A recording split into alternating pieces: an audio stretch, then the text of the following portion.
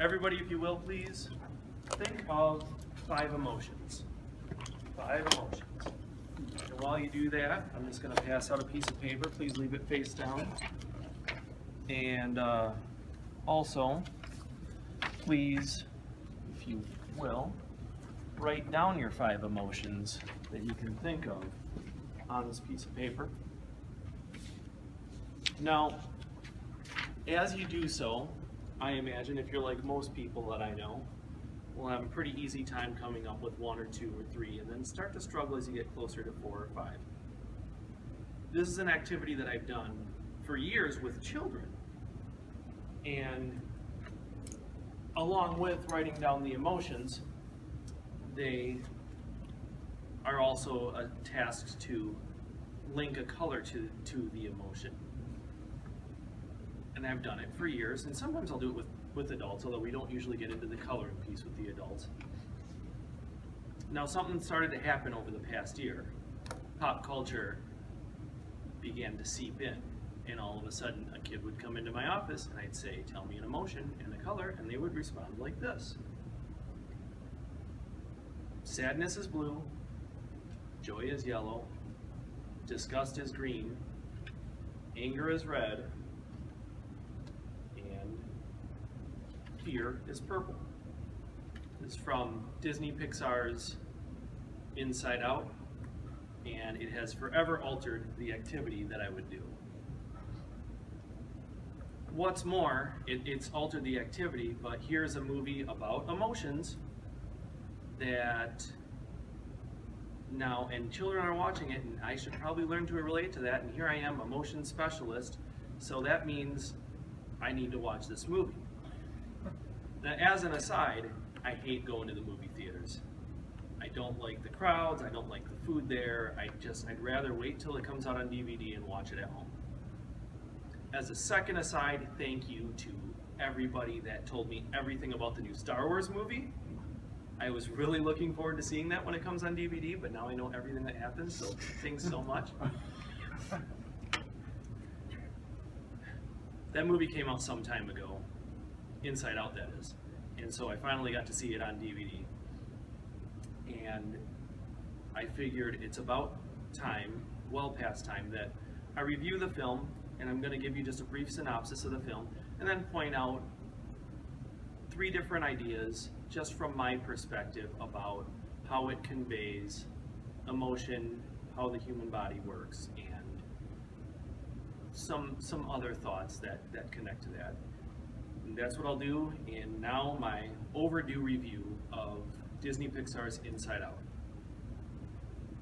Inside Out is the story of Riley, a tweener-age girl whose family relocates from Minnesota to San Francisco. And in doing so, of course, there's a lot of transition and a lot of difficulty. She has to leave behind her friends and her hockey team and start at a new school and so on. And so she's got some difficulty doing it. In one sense, Riley is a character in the movie.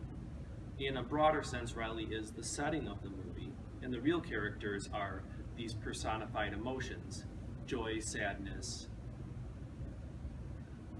fear, disgust, and anger.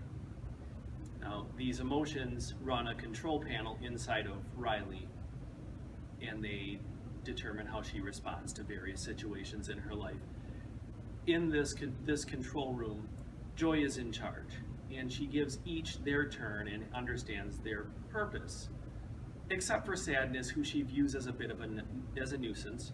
And so you might imagine, as the story would go, Joy is tasked with going on this hero's journey where she leaves the control center with Sadness in tow. She has to go through this gauntlet to try to get back to the control center. As she does so, she's aided along by Riley's lost imaginary friend, Bing Bong, and with the adventures and the aid of Bing Bong, she gains new perspective and eventually returns to the control center with a greater appreciation of Sadness and Sadness's role in Riley's life. Ultimately, all emotions are now in more of a committee format, working together for Riley.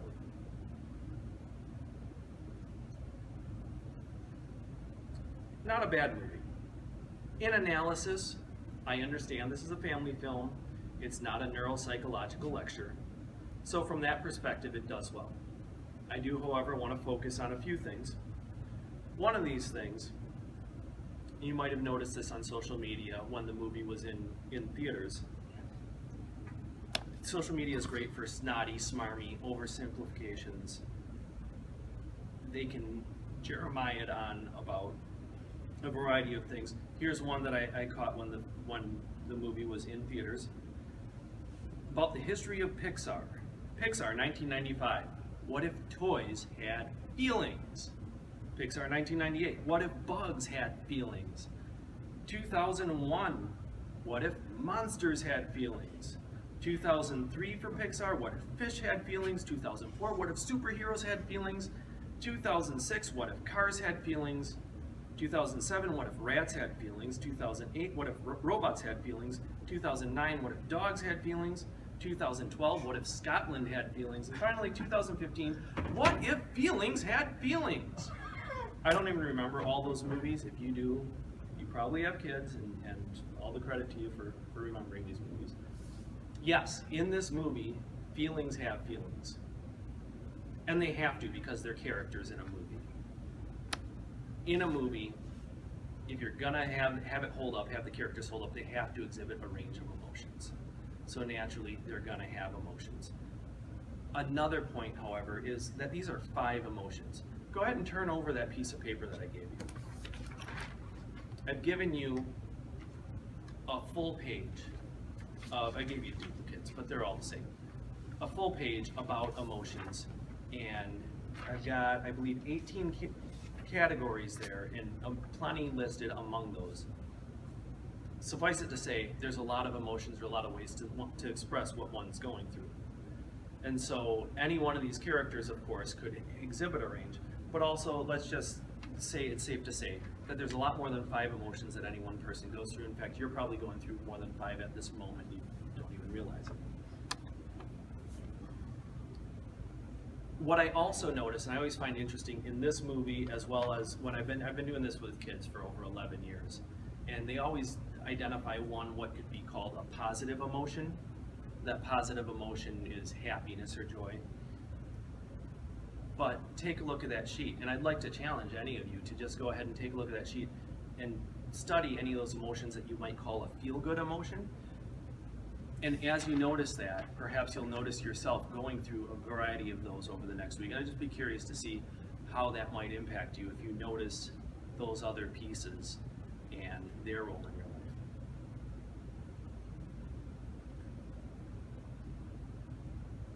Back to the film, one thing that does take place is it's a representation of emotions being in charge of somebody.